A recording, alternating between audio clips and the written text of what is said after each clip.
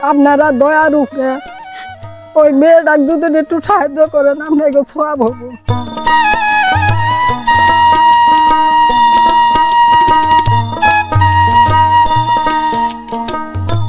জামালপুরের দেয়ানগঞ্জ উপজেলার এক নিভৃত গ্রাম কাঠারবিল। এখানেই জন্ম নেয় নুরানী বেগম। ছোটবেলাতেই বাবা হারান, অভাব আর কষ্টকে সঙ্গে করেই বড় হন। বিয়ের পর একটু সুখ এসেছিল জীবনে, কিন্তু সেই সুখ বেশি দিন টিকেনি।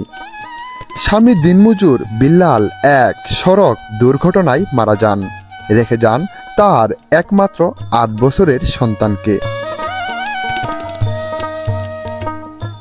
সন্তানকে নিয়েই ঢাকায় আসেন নুরানী বেগম।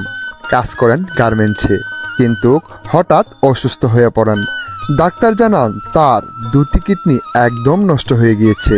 এই মেয়েটা অনেক অসহায়। বাবাটা মারা গেছে গা, ছোট্ট বাবা মারা গেছে, স্বামীটাও মারা গেছে গা। স্বামীটা মারা গেছে, 8 বছরই একটা বাচ্চা আছে।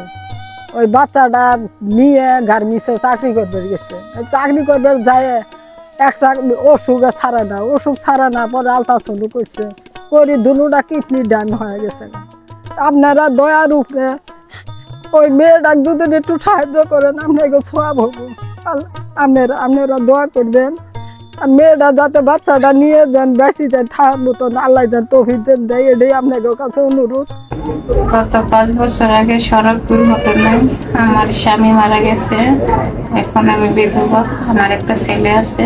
আমার বেঁচে থাকার একমাত্র অবলম্বন আমার ছেলে। আমার 2টা কিডনি নষ্ট হয়ে গেছে, ডায়ালিসিস পরে আমাকে বাঁচিয়ে রাখছে। কোনো টাকা পয়সা নাই, ডক্টর বলছে আমার কিডনি পাল্টাইতে হবে, তা না হলে আমি বাঁচবো না। এখন কিডনি পাল্টানোর মতো কোনো সামর্থ্য আমাদের কাছে নাই।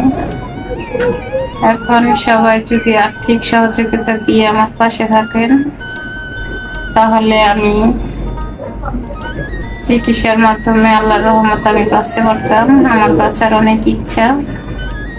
আপনারা সবাই আমার ছেলেটার মুখের দিক তাকায়ে আমার পাশে দাঁড়ান। বর্তমানে শ্যামলীর একটি বেসরকারি হাসপাতালে ডায়ালাইসিস করছেন। একমাত্র আশা কিডনি প্রতিস্থাপন, কিন্তু চিকিৎসা খরচ মেটানো তার পক্ষে একদম সম্ভব নয়।